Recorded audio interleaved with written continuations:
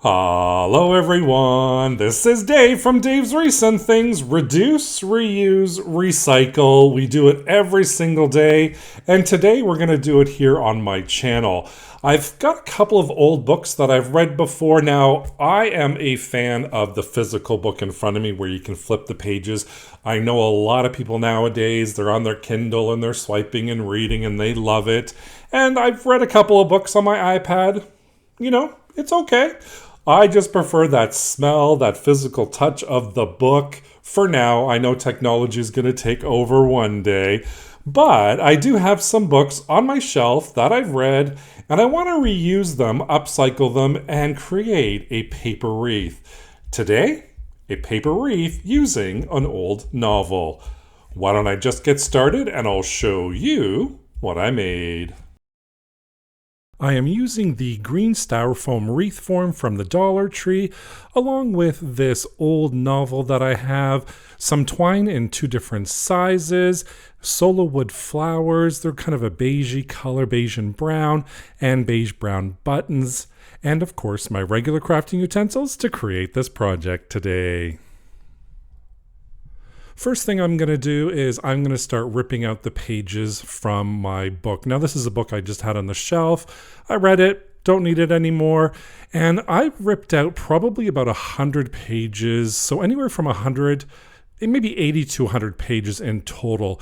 And what I'm going to do is for about 20 of the pages, I'm going to rip them up into thirds. So these are just strips into thirds. I'm using my ruler. I'm not really measuring anything, just ripping them up into thirds.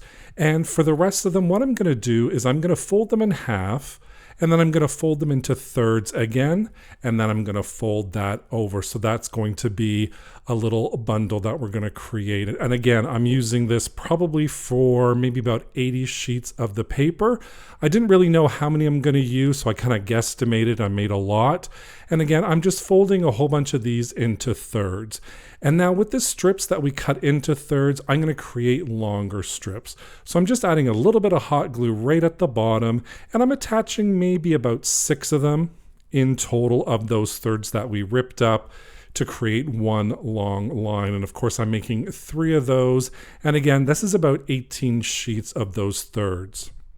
And then I'm going to bring back that styrofoam's wreath form, glue the piece of paper on there, and then with these strips, I'm actually going to wrap it around the entire frame for covering up that green. I don't really want to see the green, so I thought, you know what, this is the best thing to do. Once I get to the end of the strip, add a little hot glue, glue that down, make sure it's nice and secure, add a little more glue, and then I take my second strip and then I start doing the same thing over and over again, just wrapping it around. Again, this doesn't have to be perfect. All I wanted to do was cover up all of that green, and once I'm all done, I add a little bit more hot glue right at the very end, and then I just glue that together, and I just kind of squish it all together as well, making sure it's all nice and secure. And this is going to be our base wreath, and there it is, all done, ready to decorate. Now that I have my third strips, what I'm going to do is attach them to my wreath frame. So all I'm going to do is I'm just going to slide that underneath that wreath base, fold it over, kind of attaching it, and there's going to be a long end and a short end. And with the short end, I'm going to attach it to the long end. Hopefully that makes sense. I'm going to add a little bit of hot glue right at the end there. I'm going to fold it over again and attach it to the other side of that piece that we're attaching. I'm not necessarily gluing it right to the wreath frame. I want to be able to move it around a little bit. And then once that's all dry, I continue the same process. I take another strip that we folded, add a little hot glue right at the end, fold it over, and then I have one longer side and one shorter side, and the shorter side is what I'm gluing to the longer side. And I'm just going to continue that same process. This is going to be our first round of our paper attachments, just gluing the ends, folding it into each other. And of course you can see how it's coming along here. I'm about halfway done. And then I'm just going to continue gluing on until all of my first round is done.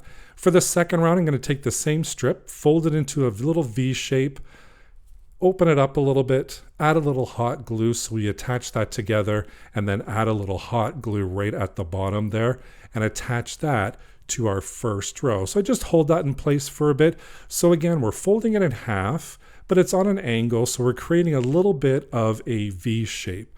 We're going to open that up again, add a little hot glue right in the middle, fold it back over, securing it nicely, and then adding a little bit more hot glue right at the end. And this is how we're going to attach it to our first layer of paper. You can see I'm just lifting it up, adding that on there, and then pressing down to make sure it's nice and secure.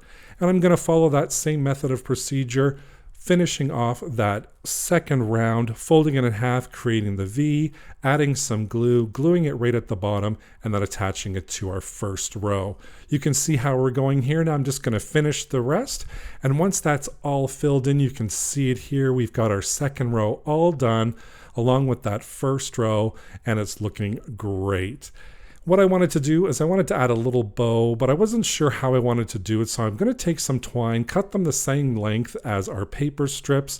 I'm also going to grab some of the thinner twine, cut a long length of that, lay that down, finding the center, and then what I'm going to do is I'm going to take those strips that we folded into thirds, add a piece of twine, and then I'm going to create a little cluster bow. So what I'm doing here is I'm adding the strip of paper, adding a piece of twine, adding another strip of piece of paper on an angle, and this is going to create our little cluster bow for our paper wreath. Now I will say this is all paper, so I wouldn't use this wreath outside at all.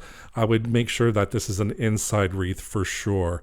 Once I've got all my clusters piled up, I'm just going to do a little knot right there in the center, tie it a little tightly, flip it over, and then I'm going to squish the center of that cluster wreath and really pull on that twine with those knots, making sure it's not going to come undone or not going to go anywhere. Once I finish a double knot, I'm just going to do a little loopy knot here right in the center, just add a little bit more to it, if you will. And then I'm going to, of course you know it, I'm going to fluff up this bow. All I'm really doing is I'm opening up the paper a little bit, squishing it down, and I'm creating that little fluff action, if you will. Then I'm going to take a large button, add that right in the center. And when I was looking at it, I was like, you know what? I think we need a little more. So I'm going to take a darker button, a smaller size, add that right in the center. And I'm like, you know what? We could use one more button. So I'm going to take one of my little cream color buttons, add that right in the center, just to give it a little dimension and a little interest to that beautiful bow that we just created. Our bow is all done. I'm going to bring back my Solawood Flowers, and now our little finishing touches. All I'm going to do is hot glue that paper bow right on there, kind of right at the bottom on an angle a little bit. I was playing around with it before, and that's how I wanted to attach it. And then all I'm going to do is start hot gluing some of those wood flowers on there.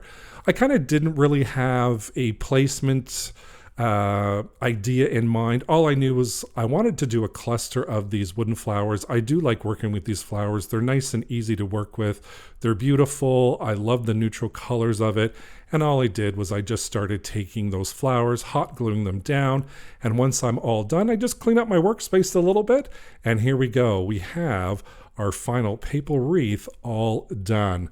One final step, we're going to add a little hook on the back or a little loop. And all I'm doing is taking a piece of twine and a piece of paper, gluing the twine into a loop shape, using a little handy dandy tool to press that in there, cut off the excess, and then I'm just going to hot glue that little piece of paper on the back just to cover it up a little bit, just to make it a little bit more fancy, I guess.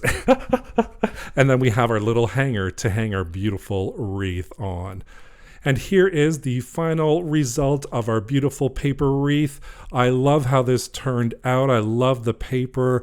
I love that little cluster bow we created as well. And of course, all of those wood flowers on there, just really popping out from that cream color of the paper. Now, I noticed when I hung it up that it wasn't exactly even, but you know what? I'm okay with it. My first attempt at doing a wreath like this, and I still think it came out pretty well. A beautiful paper wreath. Here's some bloopers to put a smile on your face. Anybody else on my corner with that? Eventually I'll get to the Kindle, but not yet. That did not work. I am not one of them. I know my mother used to be one of them. My mother, my aunt, no. I don't know where that thought was going, but it didn't work out. I'll link right down below the other two. I think it's two. Oh, David. It's going to be one of those days.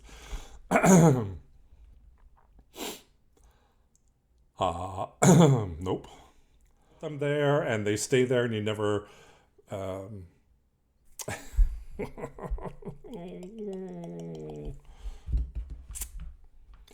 Hello, no.